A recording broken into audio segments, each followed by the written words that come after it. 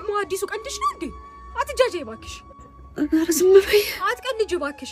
የማህበር ስራ እንዳለብን እያወቅሽ ሄደሽ ቤት እማየን እንደማገዝ እዚህ ትጃጃያለሽ እንዴ ህፃን? ኧረ ዝም በይ።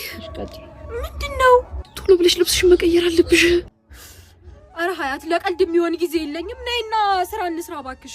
ገዳዮች ተመልሰው መጥተዋል። አሁን ደግሞ ተራው እናንተ ነው መሰለኝ። ወይኔ እናቴ ወይኔ። አቁሚ።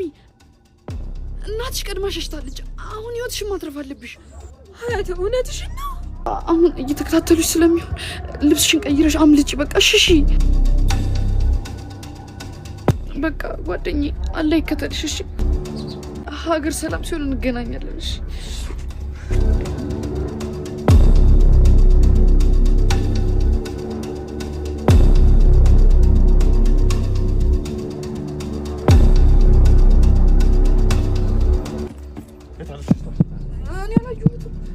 ራሽ ጠብቀሽ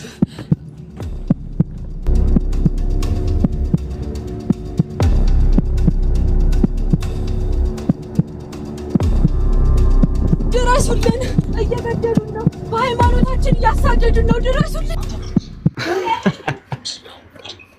እንዴ ይሄ ልጅ አዝግ ልጅ በስማ አይገፋ ቢዲ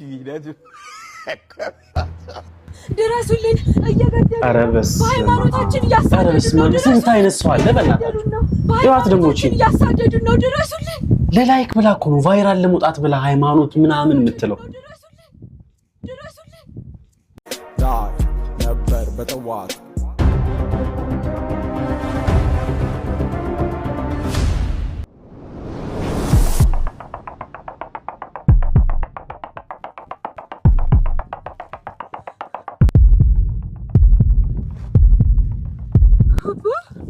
እርሱንም አሳደዱት። ልጄ ነይ ወደዚህ ነይ። ቤተክርስቲያኗን አቃጥለዋታል። እዛ የነበሩት አገልጋዮችና ሁሉም ምዕመናን ተገለዋል። ምን አይነት ዘመን እንደመጣብን። እኔም ሰው ነኝና ህይወቴን ለማትረፍ ሮጬ ህይወት ተደበቅኩ። ቆይ ምን አደረግናቸው? እኛ ሰላማዊ ሰዎች ነን። ቆይ ለምንድን ነው በሃይማኖታችን እየመረጡ የሚገድሉ?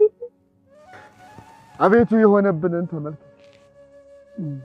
ስድባችንንም ርስታችን ለእንግዶች ቤታችንም ለሌሎች ሆኗል።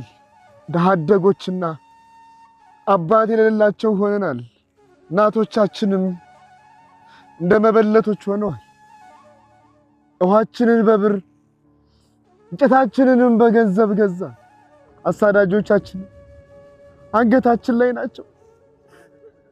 እኛ ደክመናል፣ እረፍት የለንም።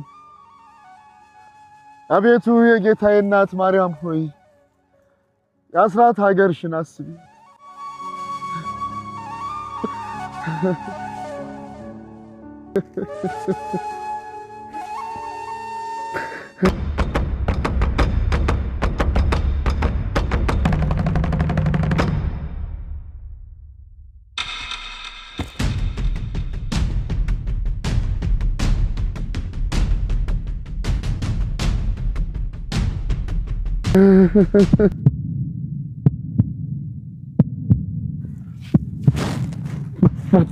መጡ።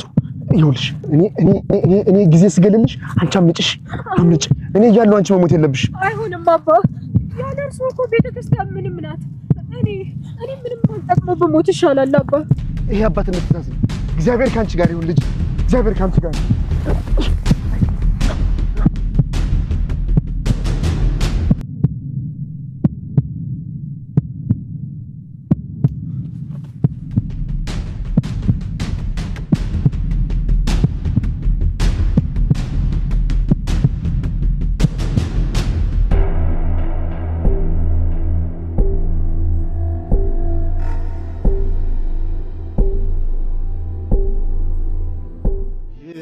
አይገባትም ሀገር ለሰራችው ሀገር ላቆመችው